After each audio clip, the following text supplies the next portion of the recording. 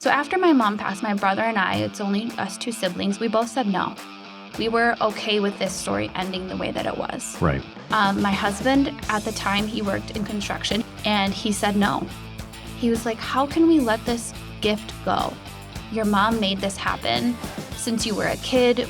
We've talked about a couple trials and tribulations, fires and a pandemic, all these things, and she still made it happen. And even when she was sick, she still made it happen. How can we let this go? Hello, everyone, and welcome back to Total Michigan, where we interview ordinary Michiganders doing some pretty extraordinary things. I'm your host, Cliff Duvenois. Anybody who's watched this show for any length of time knows that I'm a huge fan of Anthony Bourdain. And one of the things that he has always been a very strong proponent of, actually many things he's a strong proponent of, is finding the places that are off the beaten path.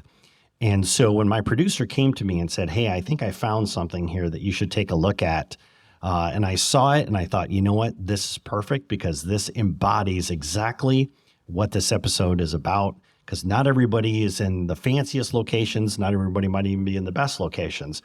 But they are doing something extraordinary that resonates with their community. And they're really doing their best to improve not only their lives, but the customers and the people that they have been called to serve. With that being said, I am in Muskegon Heights at Navarros with the owner, Mari Sierra. Mari, how are you? I'm so good, Cliff. That was the most beautiful intro I've ever had. Thank you so much.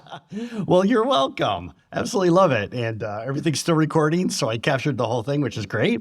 So, Marie, why don't you tell us really quick, what is Navarros? Yeah, so Navarros is a family-owned and operated Mexican takeout restaurant located proudly right here in Muskegon Heights. We have been family-owned and operated for 45 years. And I am the third generation owner. Love it. Yeah, we started back in the 70s with my grandparents. So this building originally was a grocery store. Okay. Yeah, so back in the 70s, there wasn't a lot of places to find staples for a Mexican kitchen. So meat, produce, and my grandparents were music lovers. So they always had records and cassettes and 8-tracks. I don't even know what those look like, but they were here. Right. But then my mom took over. When she turned 18, she decided college wasn't for her, and she actually purchased the business from my grandparents. Growing up, I never appreciated that part of her story. Right. It was who she was. But now, being in her position, I can't believe that she was able to do this at just 18 years old. She grew her family. This place transitioned from grocery and some food to completely takeout only. And then I grew up here. Me and my brother, we were the kids who complained way too much about being here after school. And then I left Muskegon. I went off to college. I started my own family, had big girl jobs in corporate America. And my last job, I thought I was going to retire from. But my mom suddenly became ill with leukemia. And she kept this place going until she passed in 2020. And our family was faced with a decision what to do with this place. Right. At the beginning, I was like, that's a wrap. Navarro's, it's been fun, but I like having benefits and health insurance, all those things. Stable income and all that stuff, yes. And I was so far removed from this place at the time that I was a little bit too big for my britches. Okay. Before my mom became sick, she actually asked me to leave my job and come run this business. Oh, wow. And I told her, looking back now regretfully, that she couldn't afford me, that I had gone to school, I had a degree, and I turned her down. But my mom always had a way to get what she wanted. And we ended up reopening in 2021. And we are here now, recently just celebrating 3 years under my ownership. Wow, that's incredible. And there's a lot there for us to unpack. Yeah. Yeah, so let's go back a little bit there. So you said that this has been family owned and operated for 45 years. Now, was your grandparents, were they first generation immigrants to the country? Yes and no. So Okay. What's interesting about the Navarro story is that people assume that our entire family is Mexican. Navarro, my grandfather, Angel Luis, he's actually Puerto Rican. So he was a migrant worker. He came, I don't know the exact date, but he came from Puerto Rico to work in the fields. And then my grandmother's side of the family was from Round Rock, Texas. So her parents were from Mexico, immigrants to the United States. Okay. The way that they landed here in Michigan was field work. So both of the families, either side, were coming to Michigan to pick cherries and apples and all those things, and they would migrate between Michigan and Texas. But they ended up landing here with industry. So Campbell Wine and Cannon, which is now CWC right down the street from us, was a huge employer for people of the Hispanic community, and they ended up putting down roots here in Muskegon. And putting down roots they did, because I know that before the mics turned on, you were sharing about how your grandparents helped to start many like local groups in the community, all about supporting the Hispanic family, Hispanic entrepreneurs. Talk to us about that. Yeah, my grandparents' story is really incredible. They were both really large personalities. So my grandparents had one of the first Spanish-speaking radio shows here in Muskegon. I was a kid who would like answer the phone at the radio station, like to take music requests. My grandmother also proudly had a recording of me singing a Christmas song, I think Jingle Bells in Spanish, which she just like played every Christmas. They had a television show. So it was called A Cita con Navarro, so a date with Navarro. So they really were just larger than life, but they had a passion for advocacy in our community. So they started an organization called Latinos Working for the Future. They supported students that were graduating from high school. They ended up at some point creating a center called La Villita for senior citizens, but also were supporting youth with summer programs, scholarships.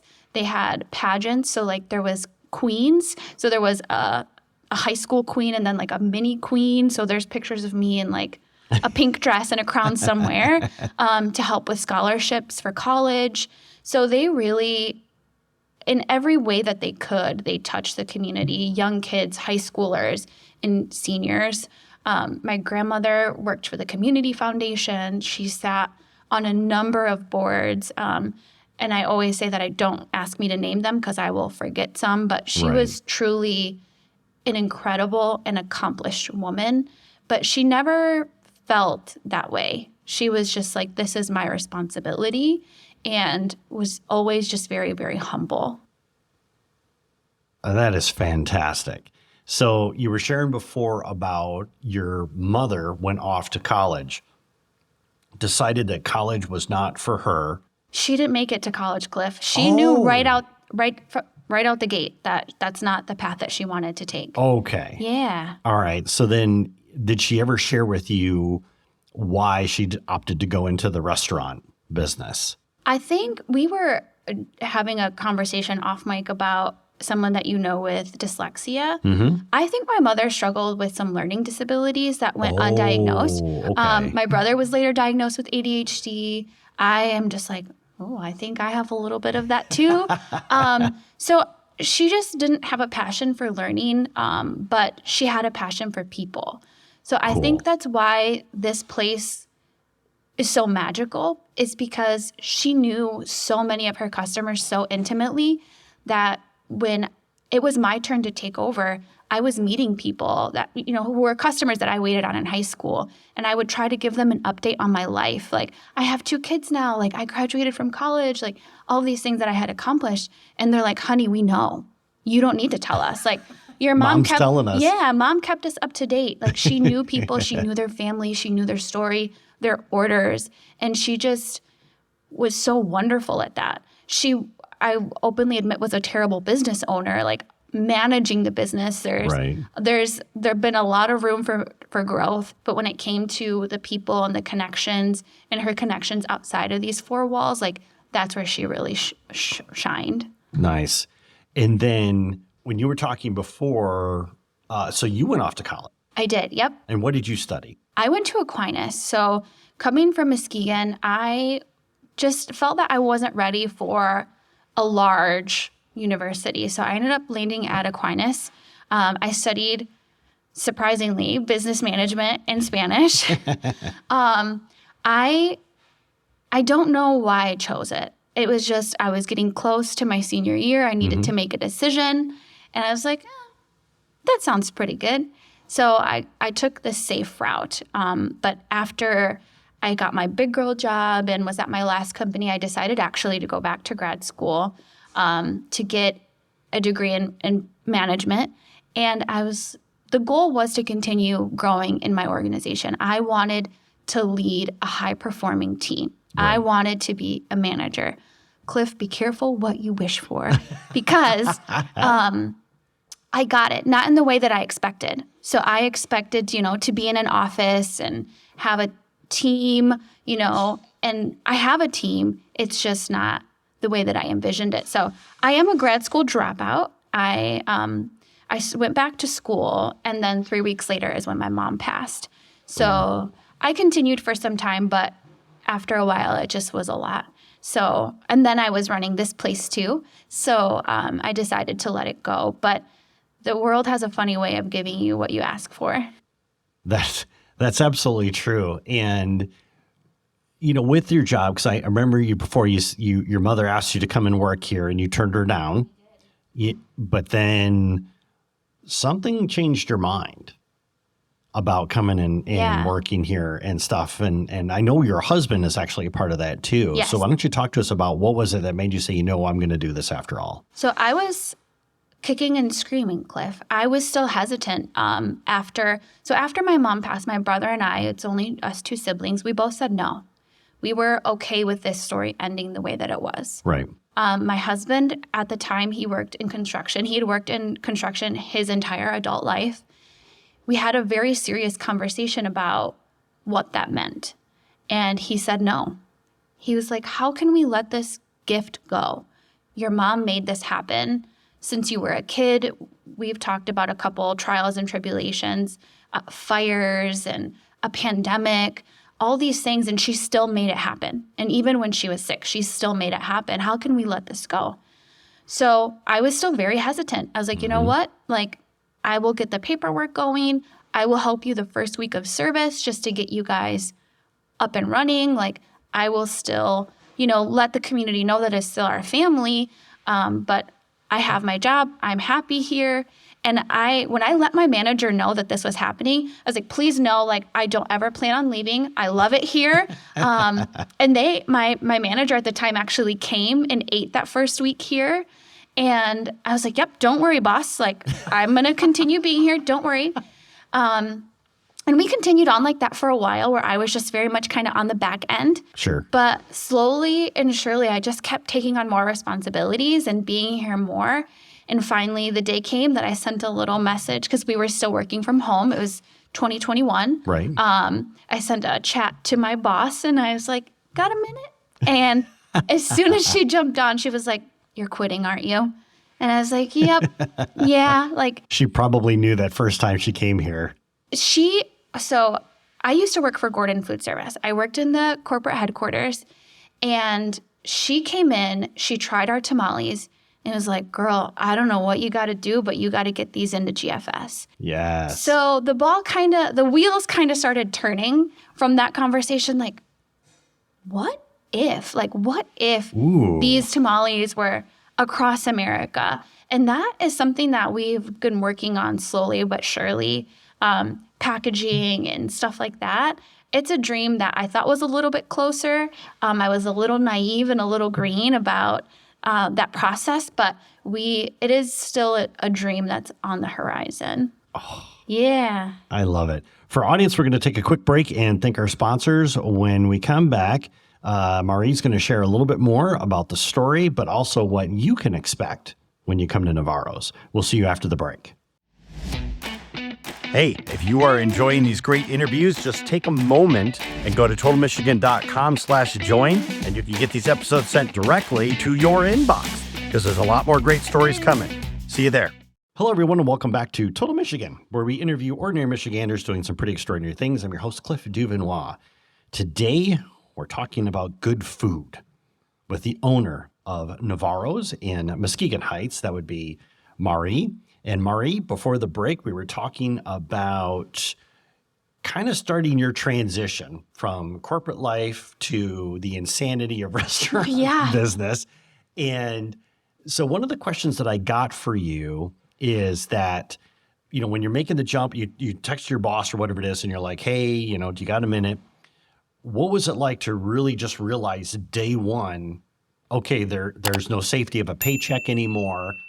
Literally, like you have to perform. You have to make this work to keep the money coming in. Talk to us about that transition. I've never been in that position about having to worry. I've been so very blessed that the foundation that was created by my grandparents, by my mother, has created an amazing, loyal customer base. So when I transitioned, like I was saying before the break, we saw people who had been customers since the 70s, we are just a stone's throw from Muskegon Heights High School. So people come in all the time talking about on their lunch break, they would come and get a chips, cheese, meat, and gravy, or they would get tamales and then go back to school. And we are so blessed that those people have brought their children and their grandchildren. So now we have this beautiful story of generations of owners, but also generations of customers. I think for me, the biggest challenge has been taking care of those loyal customers, but also getting new eyes on this place. Right. Because you're right, it's been here, it's been what it is, and that we've leaned into the story. You know, we're, like you said, off the beaten path. We're not even on the corner of 8th and Sherman. Like my family used to say, we're kind of tucked in past the corner. And this building, when you look at it, it looks like a house. Like this was, I don't think, ever intended to be a restaurant. So people, you know, sometimes are a little trepidatious when they drive up and they don't know where to park. And they're like, what is this place? And I joke with people that if you open a dictionary and look up hole in the wall, like there's a picture of us there, you know? Yep. But for me, the biggest challenge, thankfully, I've never had to worry about keeping the lights on or things like that. It's been, how do I take this beautiful gift and grow it? So the challenge has more been about how do we get in front of new eyes? How do we encourage people outside of this beautiful community to come in and try our food, fall in love, and hopefully become that trickle effect of, you know, more generations of customers. Certainly. And when you talk about the interest about, especially with community, and you and I talked about this before the mics went live, but every day that I've been here in Muskegon and I've told people I'm going to be doing an interview at Navarros, their faces light up without fail. So they all know you right off the bat. They're like, oh, Mari, she is the best. The second thing is you got to try the tamales without fail. And that right there, to talk to us about that importance of working within the community, getting you out, because you also said that you're doing something with Pigeon Hill Brewery. So, you know, talk to us about those types of things. I think what's really beautiful about Muskegon is that there's just this energy and understanding about collaboration over competition. We understand that when one of us rises, we all rise. Nice. And within the restaurant industry especially, like I grew up here, but I've never been in a full commercial kitchen. You know, our kitchen is the size of a food truck. It's tiny. So, you know, going into other people's kitchens and like I'm in awe. I'm like, wow, I can put my arms out in here. Yeah, there's like, elbow room. Yeah, Yes. It's beautiful. But we have found that one, we love collaborating with other people, but it's brought us the most success. Like it's Nice. the posts that perform the best. It's the, you know, the product that gets the most attention. It's when we're collaborating with other people. Pigeon Hill, Michael and Alana, they have become beautiful champions for this business. They are making sure whenever they get tamales, they post it on their social media. Whenever, you know, we go visit, same thing, and they're encouraged. They left us a beautiful Google review. You know, it's like those little things that they add up and they mean so much to us. But we recently connected and we are collaborating on a specialty brew called Mi Gente. So it's a brew that was developed at City Built Brewery in Grand Rapids. And Ed, the person who developed the brew and the artwork, is like, here's everything you need to make this beer. What I need back from you is that wherever this is brewed, the proceeds are going to help and empower the Latino community where it's brewed. So when I met with Pigeon Hill, it's like crazy idea, but my grandparents, Angel Luis and Connie, they created a fund with the community foundation before the passing of my grandmother. She knew that she wanted to leave a mark in Muskegon even after her passing. So they created this fund with the intention of supporting Latino students and entrepreneurs here in Muskegon.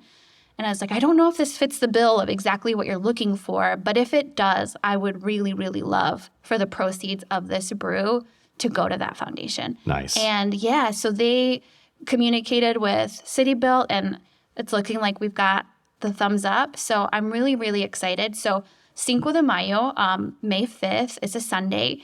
The brew is going to be launched, and we will be at Pigeon Hill slinging tamales. So you get to have some mi gente brew and some of our tamales, and the proceeds from that brew and our tamale sales of that day will be going to their fund. That is incredible. I'm so excited. Yes. And so let's talk about, because we've kind of talked heavily about tamales. Yeah. But what I'd like to do is just take a quick step back and talk about the menu here, because really it is kind of a mixture of, I guess, what I would call like old world versus like ingredients that are local to Muskegon. Yeah. So talk to us about that. So when we took over back in 2021, I changed nothing. Nothing on the menu changed at all. I wanted people to come back and have confidence, like the price, not even the prices, even though there was like, it was middle of the pandemic, like prices were so volatile. I was like, no, like nothing can change. I want people to come back and know that it's us. Right. But as my confidence grew, I was like, we need to have a little bit of fun. So the dish that we are most known for is a dish that my mom named after herself in life. So her name is Francisca. Her nickname was Pancha, and this dish is called the Panchita. So it's like little Pancha. But it's a very Muskegon thing. Like when people just don't, you can't find this really outside of Muskegon. Right. But it's a chips, cheese, meat, and gravy.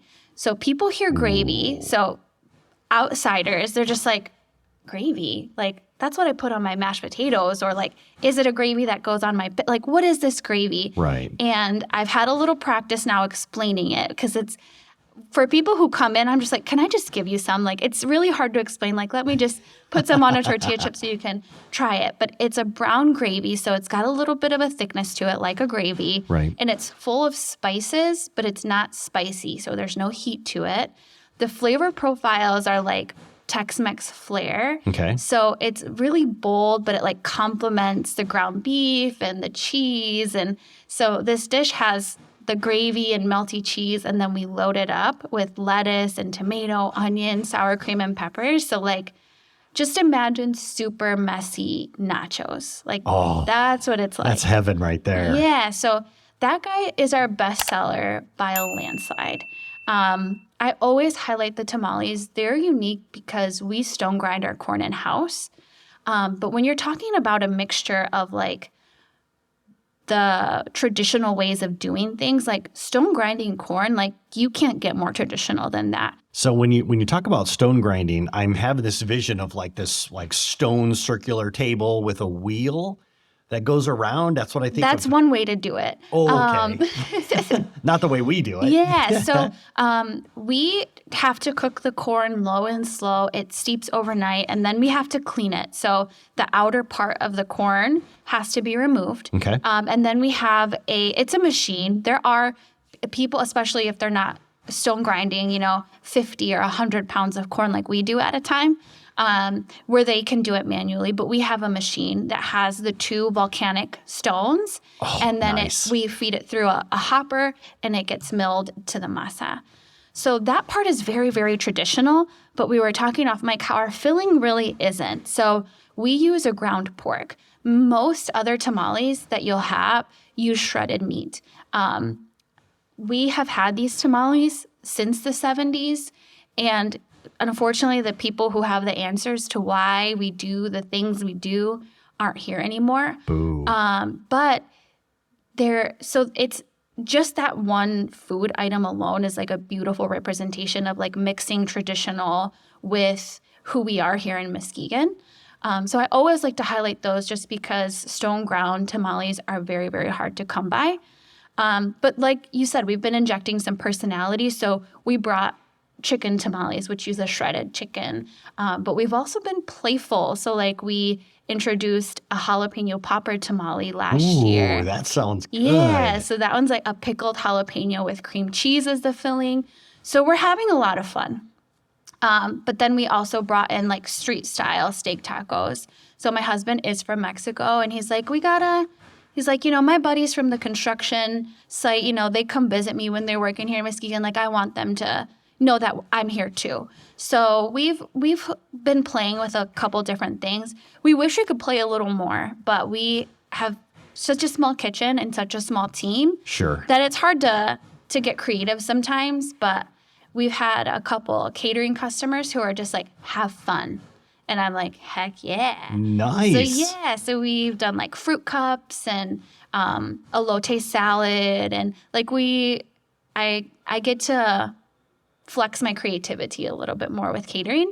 But we keep a lot of those traditional elements that have been here since the 70s, but every once in a while we get to play. When somebody is coming to Navarros, like for that first time, talk to us. What can they expect? I think something that I'm really, really proud of is that we do pride ourselves on excellent customer service. So when we're coming in, like I'm going to let you take your time and look over the menu, but I'm going to ask you if you want me to highlight a couple of those dishes, and I'll give you the same spiel that, so you can say, I heard it on Cliff's podcast. You don't need me to repeat it. But I'll give you the spiel. I highlight our wet burrito now because last October we were voted the best wet burrito in Muskegon. Nice. So I have to a little feather in my cap. So I'm going to let you hang out and like suggest some things and ask you some questions like, how long is your drive? Like these things travel a little bit better, because we are takeout only. But I think they're going to experience really good food. Like we very much are a styrofoam container, brown bag, like those thank you plastic bags that some people might think are tacky. But we have just leaned into this is our identity. This is who we are. And yeah, it's not coming in, eco-friendly, beautiful little container. It's a little grungy and a little rough around the edges, but on the inside, like you're going to find some kick butt food. And we hope that you keep coming back. Which is what your customers are going to like anyways. Yeah. Yes. Awesome. Mari, if somebody's listening to this and they want to connect with you, find you online, even come and visit you. Yeah. Please, where can they do that? Please come see us. So we are located not quite on the corner of 8th and Sherman in Muskegon Heights. So less than a half a mile off of Seaway. So if you're coming into Muskegon, we have a website, navarrosonline.com. We're on all the socials, Facebook, Instagram. We dabble a little bit in the TikTok, but not much. But whenever I see a funny trend, I jump on it. So nice. Mari, thank you so much for taking time to chat with us today. Really appreciate it. Thank you. It was so much fun. I really appreciate it. And for our audience, you can always roll on over to totalmichigan.com, click on Mari's interview, and get the links that she mentioned above. We will see you next time when we talk to another Michigander doing some pretty extraordinary things. We'll see you then.